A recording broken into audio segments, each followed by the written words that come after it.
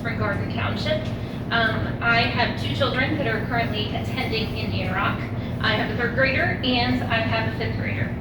We previously lived on the other side of the school district. We started at Yorkshire, and then during COVID we moved. My daughters attended Valley View, and now they're both at Indian Rock. When my daughter comes home and says to me, "Mom," at school, I also am a teacher, "don't you have to take off the panel on your air conditioner when it gets cold?" And I'm like, what are you talking about? "Well, Mom, we have to make sure that the unit doesn't freeze." So I said, no, we don't do that at my school. Then in the springtime, when the weather gets warm, they can put the panel back on the unit so that they can continue to have heat or cooling within their classroom. This is why we need to discuss what's going on in terms of the current shape and the situations that are going on inside of the building for our children. My son's going to go on to middle school next year. My daughter is a 3rd grader. I'll honestly say, I looked at the plans, I thought, well, this doesn't really impact me because by the time it's all finished, my kids will have moved on.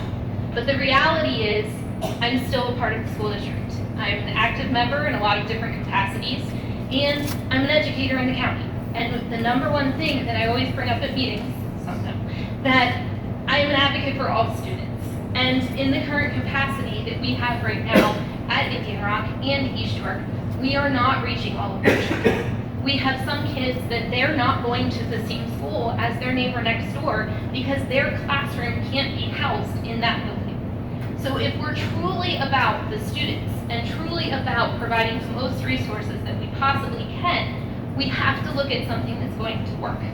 Putting up partial walls, putting up temporary situations, we have put the Band-Aid on for way too long.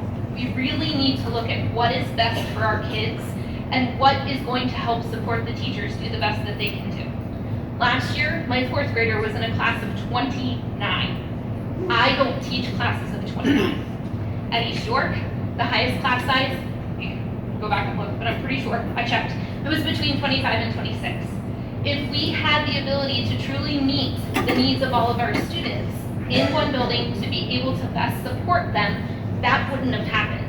Because we would have realigned those classes and we would have made sure that every child got what they needed and those teachers had the support that they needed. The fact that 2 4th grade teachers were trying to support 58 kids last year, that is crazy. But they did it because we have amazing teachers. My husband is not from Pennsylvania, but if you ask him, there's nowhere else in York County we are allowed to live.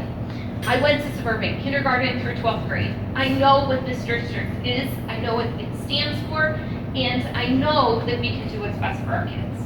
Thank you.